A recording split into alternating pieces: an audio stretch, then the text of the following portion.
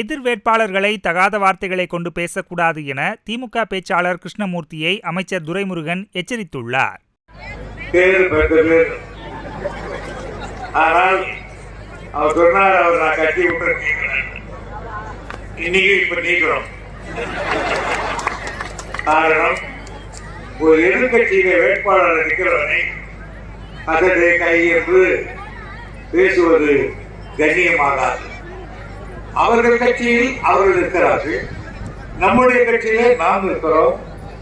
நம்முடைய கொள்கையை நாம் சொல்ல வேண்டுமே தவிர இன்னொருத்தனை இழித்தும் படித்தும் பேசுவது கழகத்தில் உகந்ததல்ல.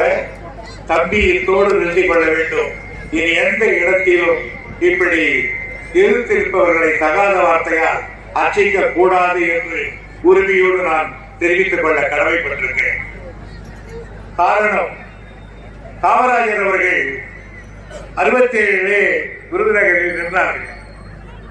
சீனிவாசன் அவர்கள் மாணவர்களின் செயலாளர், அவரை எதிர்த்து போட்டார். எல்லோரும் என்ன சொன்னார்கள்? அண்ணா சொன்னார், காமராஜை போன்றவர்கள் ஜெயித்து வந்தார், அசப்படியா இருக்கும், ஜனநாயகம் இருக்கும் சொன்னார். எல்லோரும் என்ன சொன்னார்கள்?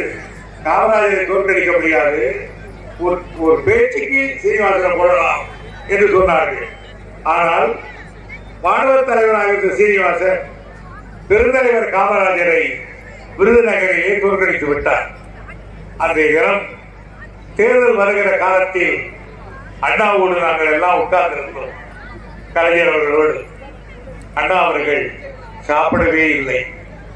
சாப்பிடாது மட்டுமல்ல, ஒரு பெரும் தலைவரை தோற்கடித்து விட்டோம் என்ற மாபெரும் பழிக்கு நான் ஆளாகிவிட்டேனே என்று அண்ணா அவர்கள் மெத்த வருத்தப்பட்டார்கள். அதுதான் ஒரு ஜனநாயக பண்பு. பிறகு சொன்னார், அப்படிப்பட்ட தலைவர்களுக்கெல்லாம் நாம் எதிர் வேட்பாளர் போடக்கூடாது என்று சொன்னார். அதை நினைத்துதான் பொன்னப்பநாடார் அவர்கள் மறைந்த பொழுது அவருடைய மகன் கன்னியாகுமரி மாவட்டத்தில் இருந்த பொழுது அவரை எதிர்த்து தலைவர் கலைஞர் அவர்கள் வேட்பாளரை நிறுத்தவில்லை.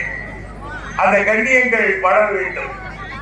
எனவே பேசுகிற பொழுது நம்முடைய கருத்துக்கள் பரிமாறிக்க வேண்டுமே தவிர வார்த்தைகள் தடிப்பாக இருக்கக்கூடாது என்பது அவருக்கு மட்டுமல்ல, பேசுகிற எல்லோருக்கும் கழகத்தில் பொதுச் செயலாளர் என்ற முறையிலே நான் தெரிவித்துக் கொள்ள என்ற கருத்தாகும். செய்திகளை உள்ளது உள்ளபடி தெரிந்து கொள்ள ரெஃப்ளெக்ட் நியூஸை சப்ஸ்கிரைப் பண்ணுங்க.